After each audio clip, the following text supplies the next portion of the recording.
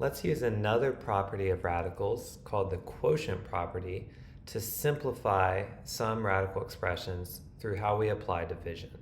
So the quotient property, very similar to the product property with multiplication, the quotient property says if there's division between two radicals of the same index, we can pull that division inside the radical. And so we can use this both ways, however is needed, in order to simplify radical expressions that have division or that have a fraction. We need to remember radical expressions are not considered simplified if the radicand contains a fraction or if a denominator contains a radical. And so we have to make sure that radicals only exist in the numerators of our final expressions if they are to be fully simplified. Let's apply the quotient property in a couple of different ways with different examples to see how that helps us simplify some expressions with denominators. Here I'm asked to simplify root 45 over 80. I would go ahead and reduce this fraction. This is the same as the square root of 9 over 16, dividing both of these by 5. So we have the square root of 9 over 16. Well, the quotient property says, since I have this division happening inside the radical, I could pull it apart, right? And I could think of this as the square root of 9 over the square root of 16.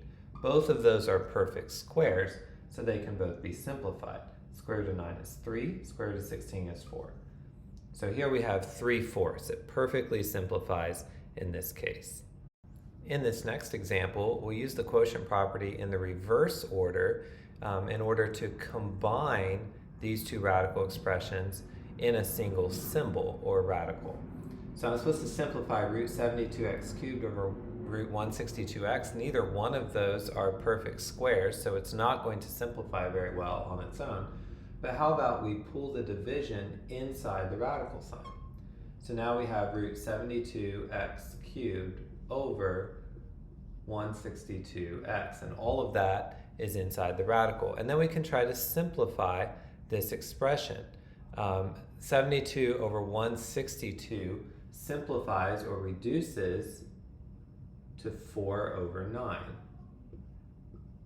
And then I have x cubed over x reduces to x squared. So this reduces to 4x squared over 9. Now that we've reduced this fraction, let's separate the numerator and denominator again by applying the quotient property. This is the square root of 4x squared over the square root of 9, which is 2x over 3. Once again, it simplifies completely. We had perfect squares. One more example, we'll start out the same way. Neither one of these are perfect squares right now. However, we can rewrite this with a single radical symbol. So I have 65ab to the 4th divided by 5ab, and all of that is within one radical sign. So let's simplify this fraction first. And it actually completely reduces as 13b cubed. So I have 13b cubed. Now there's no denominator anymore, so we don't have to worry about that part of simplification, but I do need to simplify this by pulling out a perfect square. This contains a perfect square of b squared. So I'll separate this radical expression into two pieces, b squared times 13b, and then simplify this square root. The square root of b squared is b, root 13b. Here's the simplest form of our answer. Now we kind of lucked out in all of these examples in that once we combined it together through division, everything reduced very nicely. Like here I got a perfect square in the denominator, and so I was able to take its square root to simplify. I said that a radical expression is not simplified if it has a radical in the denominator.